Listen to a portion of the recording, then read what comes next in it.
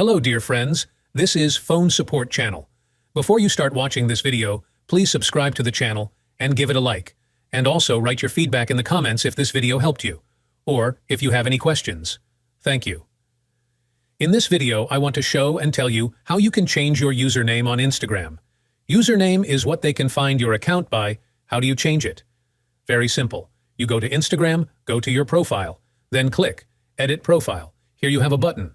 Username. Attribute your username. It must be unique. If you have here it says you cannot. Then such. Username is already taken. Someone already has it. But be careful. You can change it once every 14 days. All done. Click Save. You go and it is immediately changed. As you can see, it's a very simple and quick way to do it. Done. The method is relevant in 2024. There's nothing complicated about it. If you liked this video, put likes and subscribe to the channel. And also watch other useful videos on the channel. That was Phone Support. Bye-bye. See you later, friends.